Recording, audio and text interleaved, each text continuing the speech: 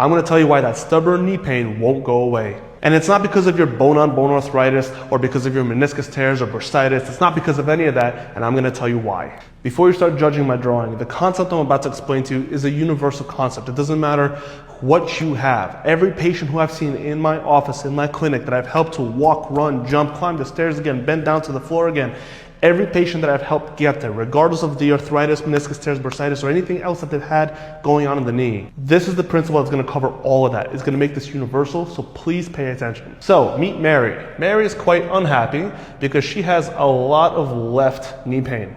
The knee pain has been around for about 6 months, and so what has happened since the pain has started? Mary has decreased movement, right? She's decreased all of her function that she's able to do because of that knee pain. There is decreased range of motion, there's decreased strength, right? There's decreased balance, right? And the list goes on. And now what happens is because she's hurting from her knee, now the ankle and the hip start to overload and overwork, right? If the knee can't bend and you have to reach down to the floor, well, how are you getting there? You're probably overbending from the hip, or you're having too much range of motion through the foot, or you're having too much from the hip and not enough from the foot, or vice versa.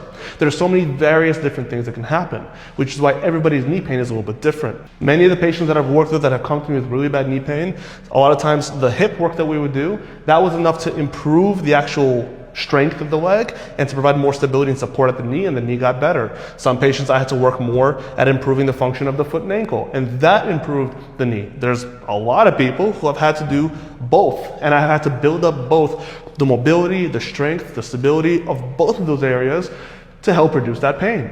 There's also been a lot of times when pain in the knee, even though it was localized, was actually referred pain from the nerves of the hip and of the back. And so until you address these different areas, that is the real reason why people have knee pain.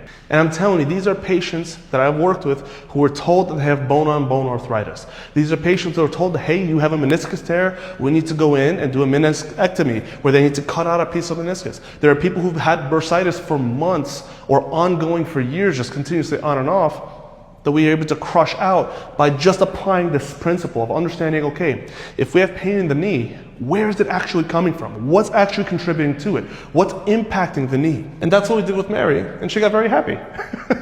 When you understand all the different things that can happen to the knee, that's when pain starts to get better. The knee is a funny joint because 9.9 times out of 10, it is actually impacted by what's happening above it and below it. If you can understand and figure out which one is the actual biggest impact, where are the deficits in terms of strength, mobility of the joints, then you can truly start to break it down, reintroduce movements back in, and actually build it back up. Right? Instead of the knee-jerk reaction of reducing range of motion, reducing activity, reducing load and effort through the legs and through the knees, we need to actually increase it, and that is how you're going to be a very, very happy person, a very happy Mary, with a very happy knee. Okay, you just need to put in the work and actually use it. Don't back off from it. Even if it seems counterintuitive, you have to use it. The only reason why you shouldn't use it is two reasons. One, you either have a fracture or a break, or you like being in pain, and you like being unhappy, and you like being miserable with every step you take.